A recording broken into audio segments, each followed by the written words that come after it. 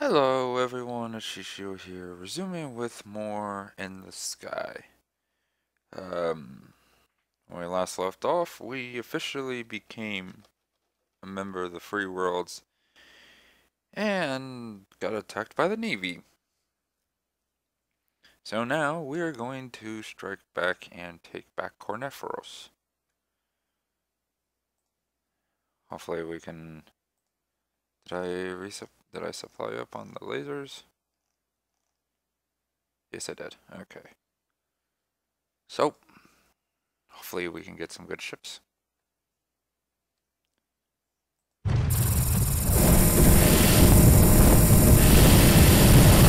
of course it starts out with a battle.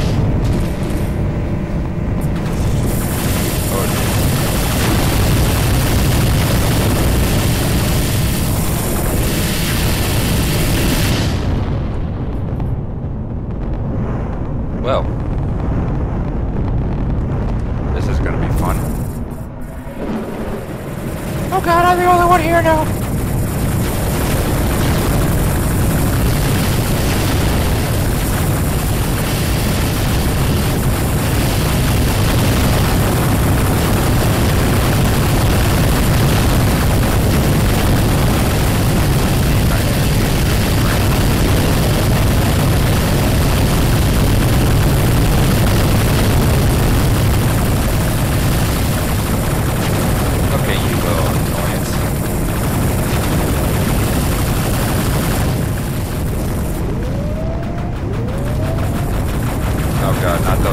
Not those guns.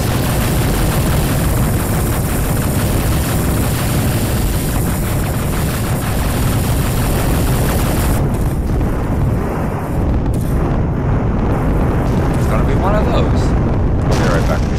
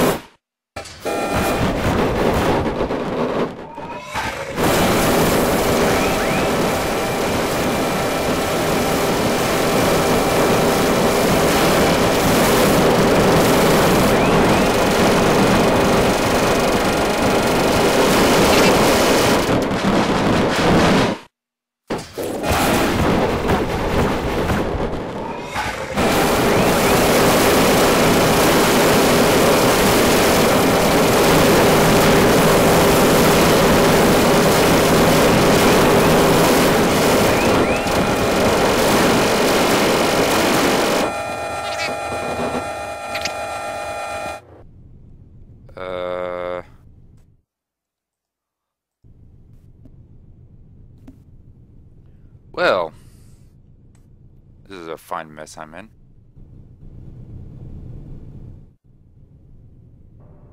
Thank you. Okay, now. Oh, man.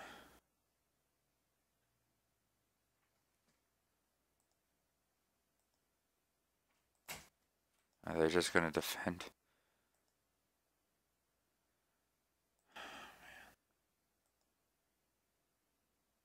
I lost 23, they lost 26. Hey.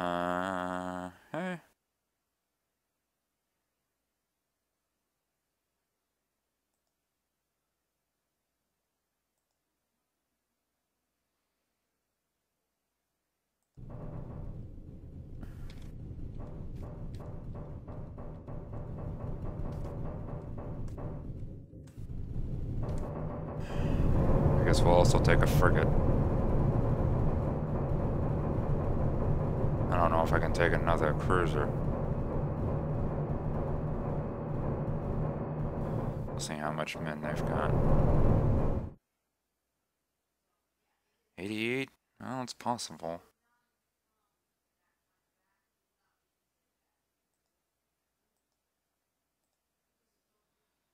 $97, 93.7 casualties. You know what? We'll just take stuff.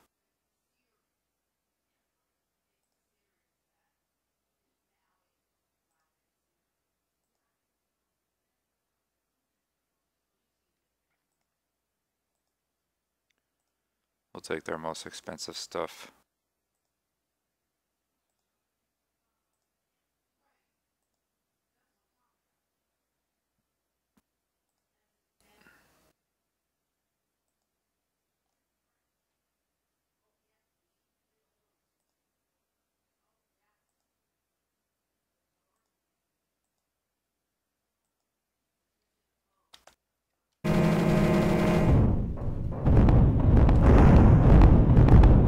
A frigate might be takeable.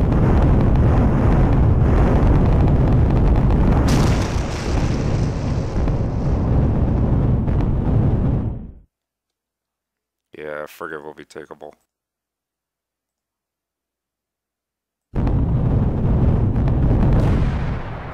Well, nobody told you to get hit, stupid. Okay.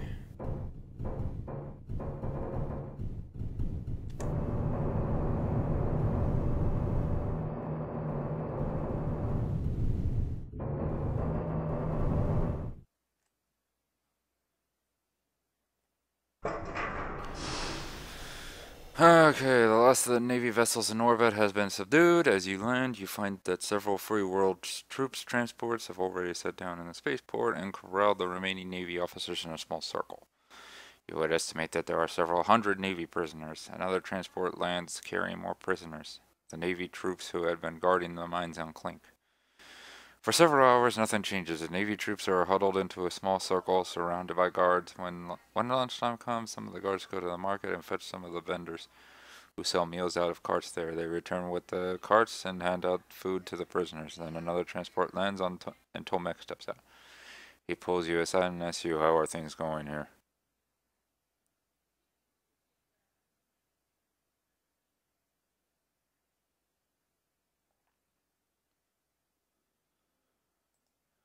I hope so too, he says. Maybe we can make a start in that direction right now. Tomek climbs up onto the hull of a nearby ship and addresses the prisoners. Hello, he says. A few of the Navy officers respond warily. My name is Tomek Voigt, he says. Our militia is very loosely organized, but I'm the one in charge of organizing it. That gets a few laughs from the Free World's guards. As such, I am responsible for deciding your fate. At that, a hush falls over the crowd. The council has decided, he continues, that any of you who gives us your parole, swearing to take no further part in fighting the Free Worlds, will be returned to Republic space. You will give us your word of honor that you will either seek a reassignment in another part of the galaxy or resign your commission. A few of the Free Worlds guards shout, what? But only a surprising few. The rest are nodding, seemingly pleased with the council's choice. Tomek climbs down from the hull and approaches the prisoners, and you notice Alondo and Freya have joined him. One of the Navy officers stands up. I'll take that oath, he says, if you'll honor your part. Tomek takes the man's hands, looks him in the eyes, and asks, do you swear before God and these witnesses to take no further part in military actions against the Free Worlds? I do, says the officer. Several of the other prisoners stand up, and before long, all but a handful have sworn the oath. After they finish, Tomek turns to you and a few other captains. Emily, Marco, Shishio, Sarah, please meet me in the Spaceport Cafe when you are ready. He walks off.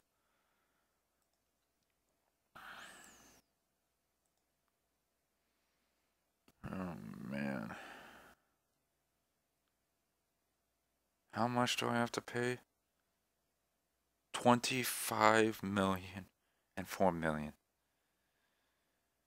And I'll just get it done and over with. The ships must be very pricey.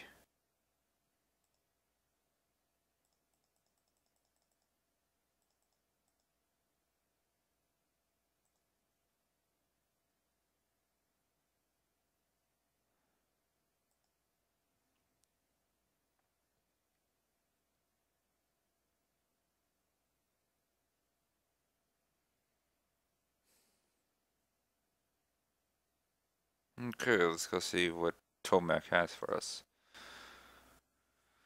When you have all gathered in the cafe, Tomek explains the situation to you. Alondo has arranged for a 1 week ceasefire to return the prisoners who have given us their parole, he says. That gives you just enough time to transport them to New Tibet and return here. If you encounter Republic ships, do not engage them. Just drop off the prisoners and return. Any questions? If you can return here without engaging them, no point in losing more lives.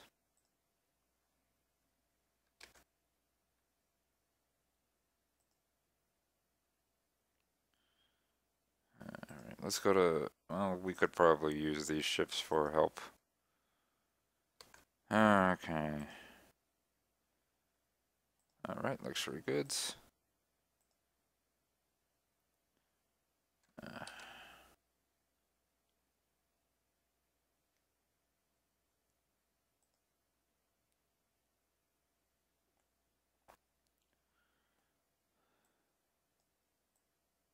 Too bad you can't do it without an outfitters. I don't know. I may just do sell outfits. Then.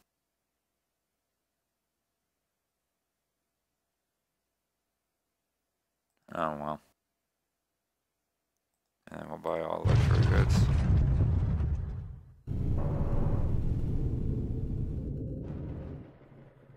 I'm guessing that ship there is the transport. The funky looking one.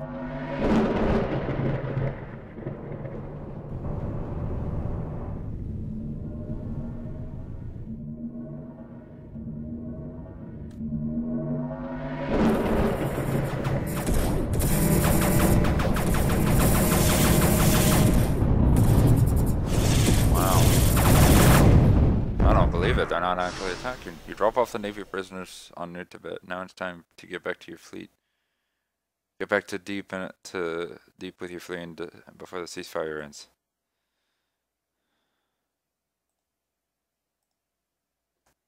Okay, and the best commodity to take there is heavy metals. Okay.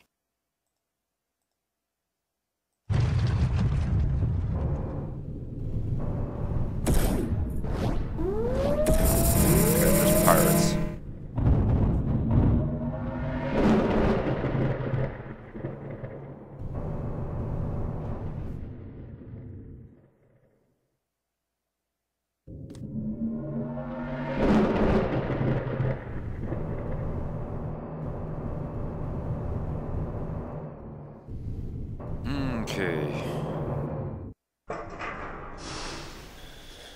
Okay, Tomek seems very relieved to see you all back in one piece. Thank you for your service, he says. Please report to your local militia commanders for your next orders. Captain Masakahara will remain here. After everyone else has left the room, he tells you, I'm sorry, but I've got some bad news for you. He searched the entire outpost on Clink. No sign of Katya. The miners don't know what happened to her, but I'd say it's a safe bet that she's either dead or a prisoner.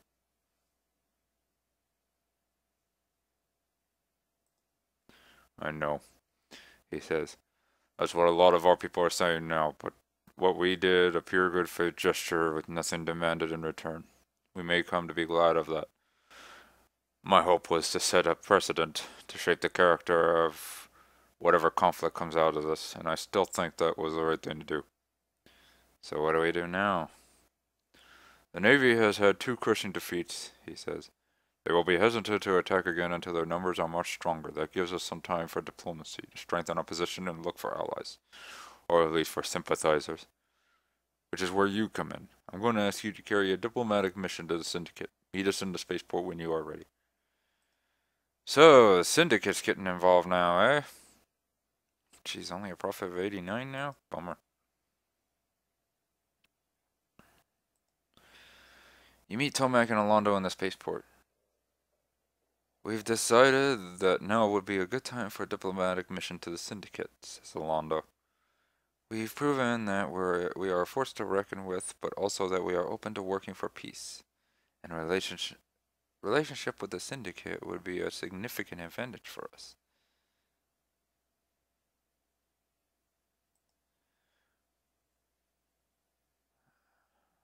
Well, they do have a long record of environmental and human rights violations, but they are also the single largest employer in the galaxy, and the main reason the stability of the Republic has enjoyed for the last few centuries. So I wouldn't call them evil. It's more complicated than that. Reaching Syndicate space could be difficult once the Navy has time to regroup, says Tomac. This may be the last window of opportunity we get for a while to meet with them in person. I have plenty of contacts in the dirt belt, says Alondo. So if a planet won't let us land, we can just hail them and I should be able to negotiate with them. In fact, I'm hoping that a side effect of this trip will be to judge how much sympathy we have in the surrounding systems.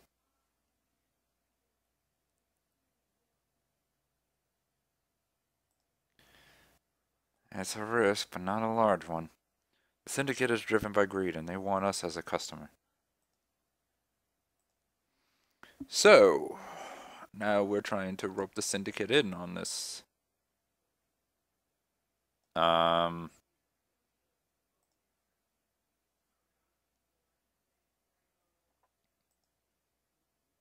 great.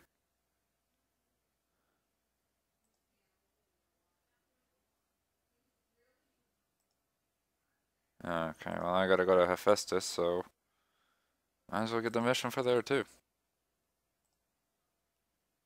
Great. Oh, no.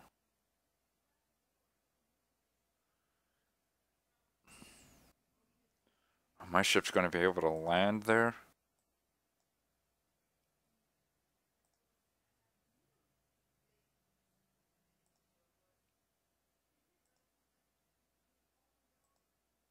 Okay, we'll land on Ridiculous.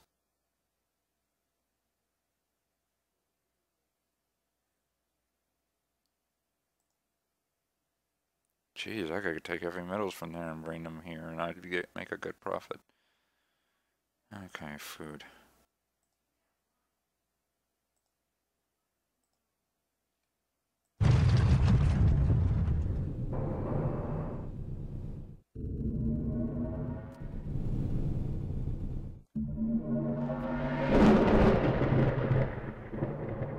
Hopefully we can get there in one piece. Oh. Pirates.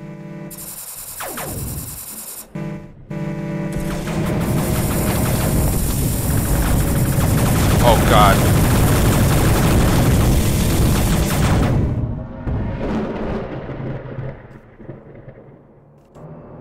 Oh man, I hope you can get out of there.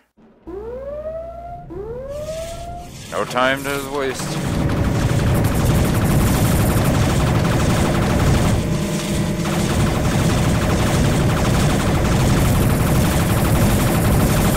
God, what is going on?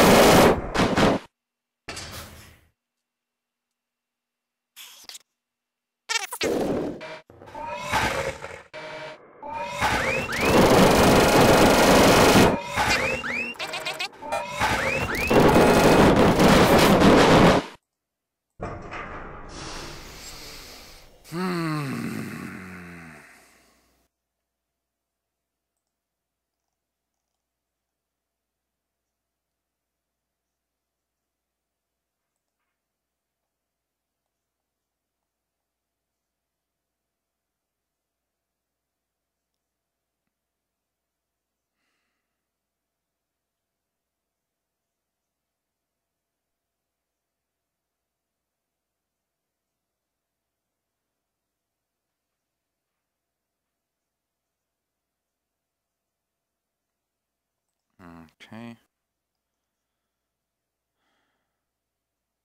Fine.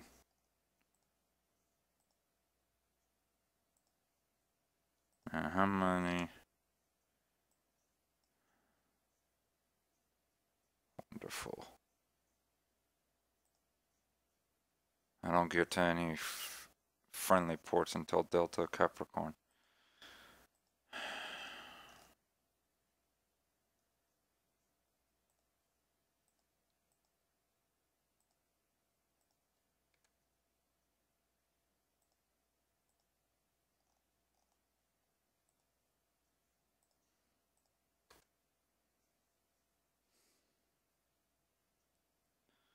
That'll do for now.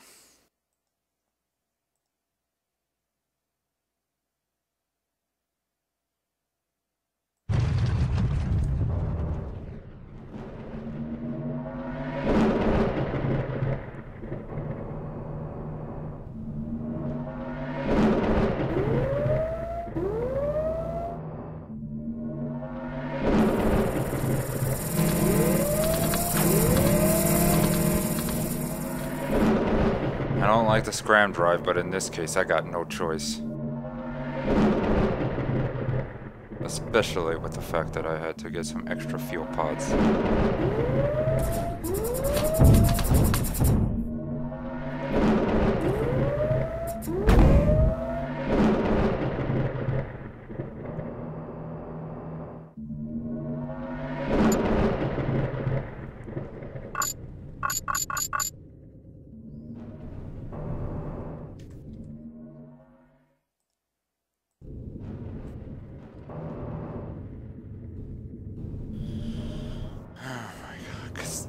The fact that the Republic uses those stupid guns just annoys the hell out of me.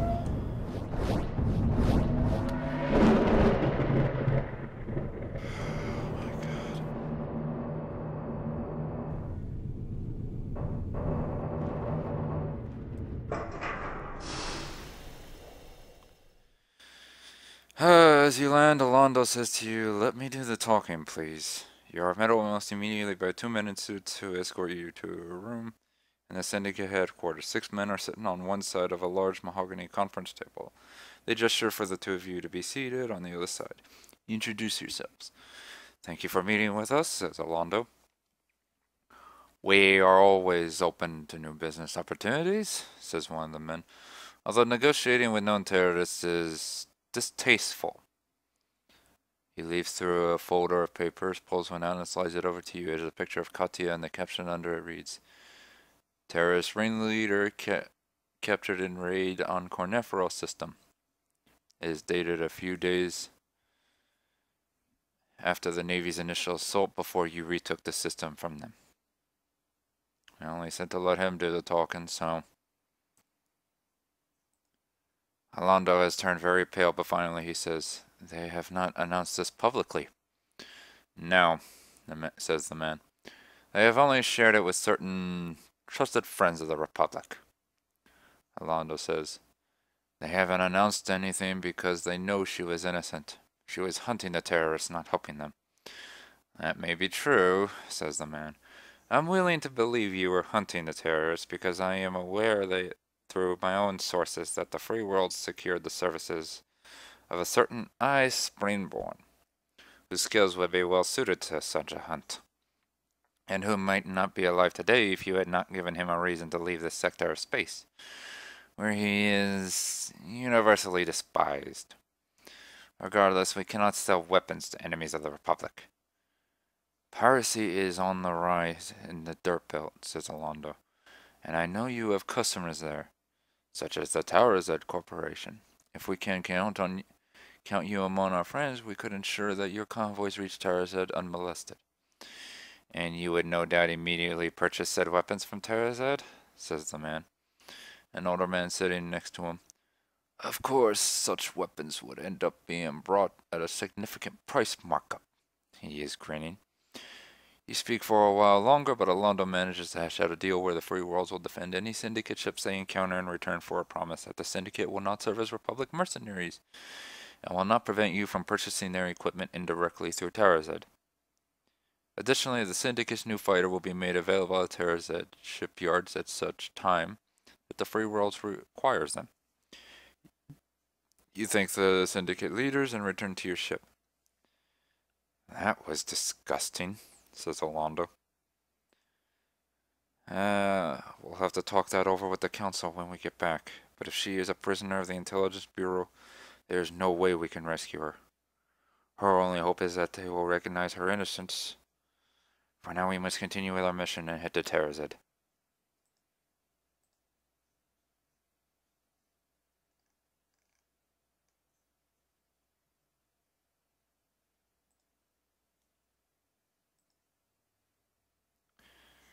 Yeah, that is just...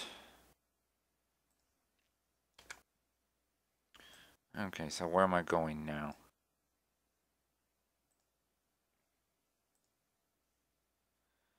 There are even more! Oh, God. I need more fuel pods. I'm beginning to realize this was a bit of a mistake. Okay, looks like medical would be the best thing to take there. Oh. More fuel pods. Oh, great. Well, hopefully I'll have enough by the time I get there.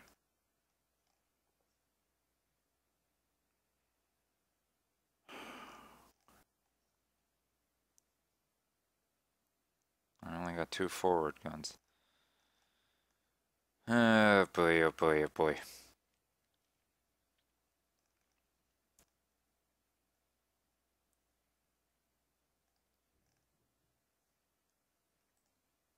Fun, fun, fun, fun, fun! Oh, I can make it there already. I probably didn't even need to buy that many fuel pods. Oh well.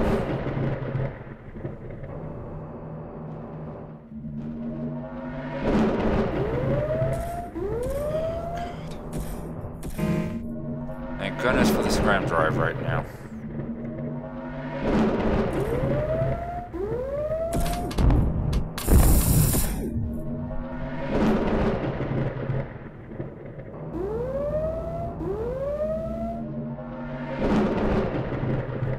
Oh man.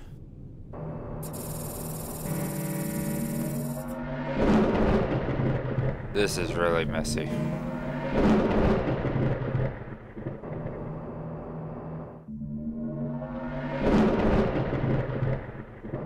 Like, messy, messy.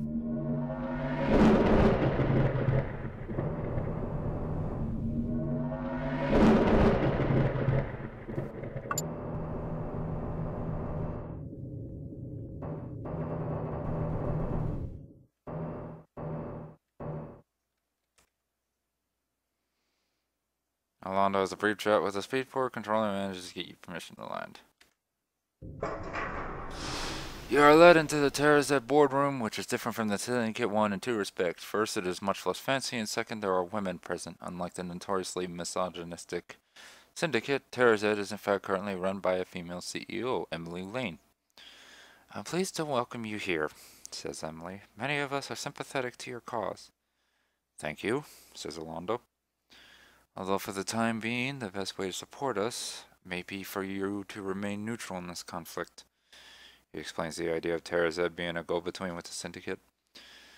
I don't like dealing with the Syndicate, says Emily, but like yourselves, we could not build ships without the system they manufacture.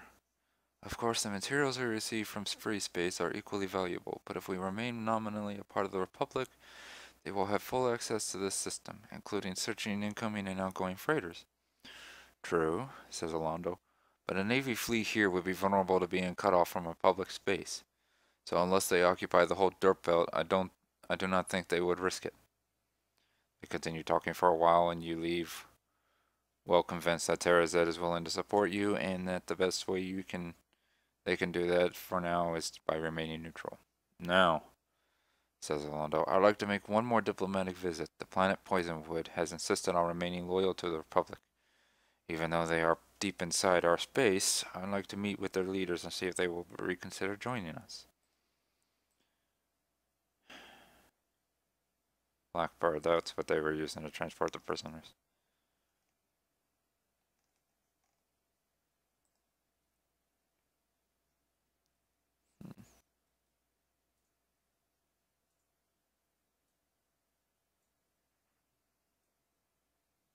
Requires 56 crew.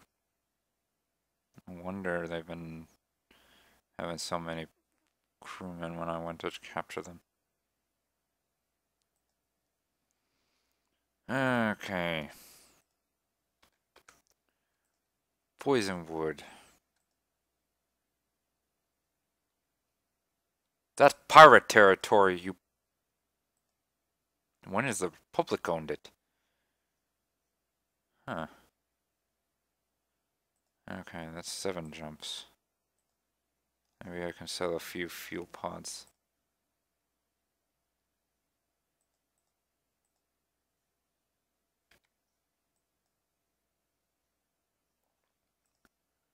Okay. Or maybe it would not be a good idea just in case. Because I don't think that's going to be it. Alright, best thing to take there. Not by much, it's plastic. Alright. We're off to see these people. This is Republic space.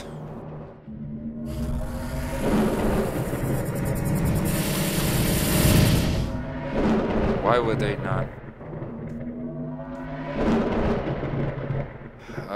Londo, I hope you know what you're doing.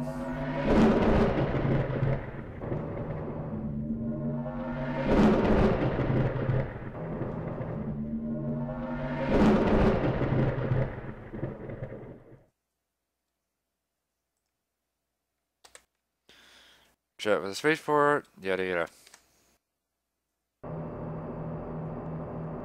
God, I need better thrusters. Okay, as you are landing on Poisonwood, Alonso explains, 3 decades ago, this was a slave colony. The Navy was responsible for liberating them, and they still feel a deep debt to the Republic as a result. But even if they do not join us, maybe we can establish more friendly relations with them. Soon after you land, the governor of Poisonwood sends an aide to escort you to her office. The governor is a woman, probably in her late 50s. As you are speaking, the sunlight occasionally catches her face or arms at exactly the right angle to show the faint crisscrossing lines of very old scars. She must be one of the slaves who was freed by the Navy. As soon as you are seated, she says, "Now I don't want to give you any false hope. We will not be joining the free worlds." "Understood," says Alondo. "We've come primarily to assure you that the free worlds will never attempt to take control of a planet that has not willingly chosen to join us. But without our support, your world is isolated and vulnerable." "Indeed," she says, grimacing. They talk for a while, but it is clear she does not think her people would ever support even a treaty of neutrality with the rebellion. Finally, she changes the subject. "Captain Masakahara," she says, "what do you believe is the greatest threat that humanity faces today?"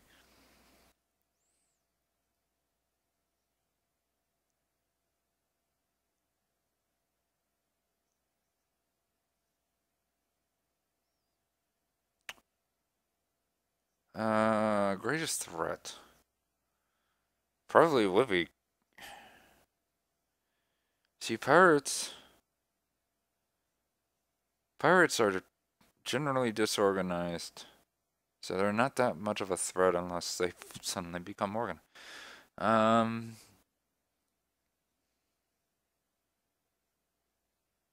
gonna say corrupt government. She laughed. "A typical free world's answer. I will confess I am none too fond of Parliament. Ordering the Navy to spend its time up in the Paradise sector assisting snobby rich pilots who've run out of fuel instead of down here defending against the very real threats that lurk on the pirate worlds." "What sort of threat?" "Our worlds was enslaved for nearly a decade. Most of my childhood, we have been little more than an anarchist colony ourselves. Before that, those of the Republic did nothing to aid us until the disappearance. I was a teenage slave working on the factories at the time. Exactly the wrong age, as it turned out.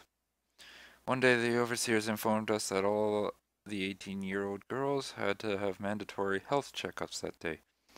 I described what the checkup involved, but it was bewildering and unpleasant. And nearly all those girls disappeared that day. They never returned from the checkups. Only a few of us were left behind. Most of the leftovers were girls who had been unlucky enough to already be pregnant at that age.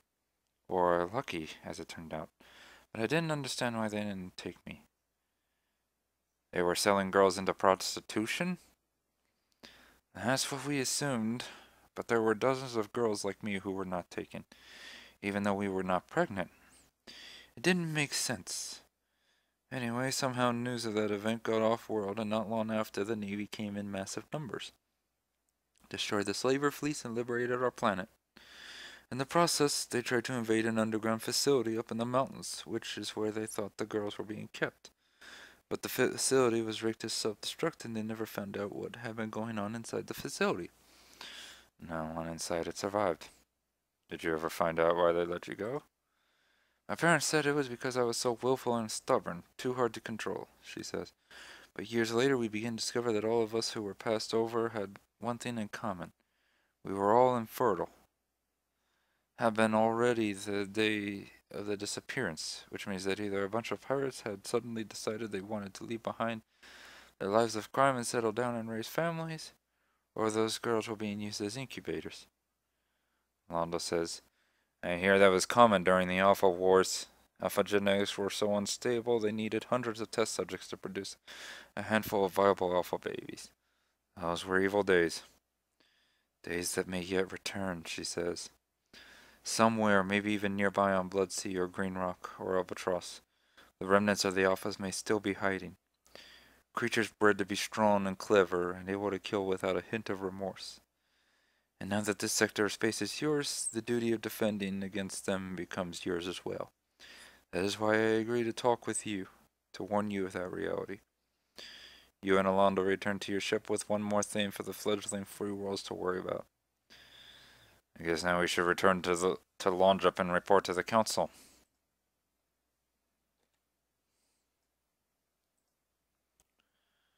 Okay, I believe it's safe. Or not. Well, I could probably sell some of these. Do I still have... Okay, it looks like I might have... I might be able to do it without any fuel pods.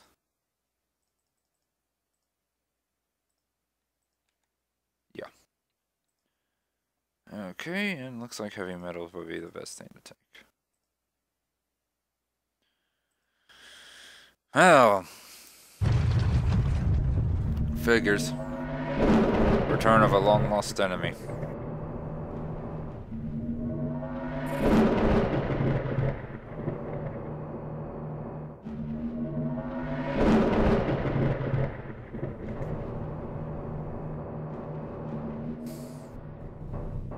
What fun! You meet Tomek and Free at the spaceport, and the entire council quickly convenes. Alondo outlines the results of your diplomatic mission, which he believes has been a success. There is one other thing, he says. The Syndicate informed us that the Republic has Katya in custody, accused of terrorism.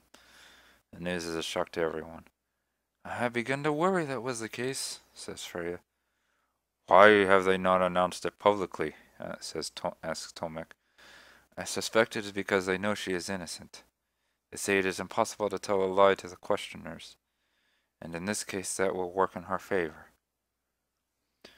You talk for a while longer, and then Tomek says, meet me in the spaceport when you are ready for your next assignment. Also, the council approved a bonus for you. Great.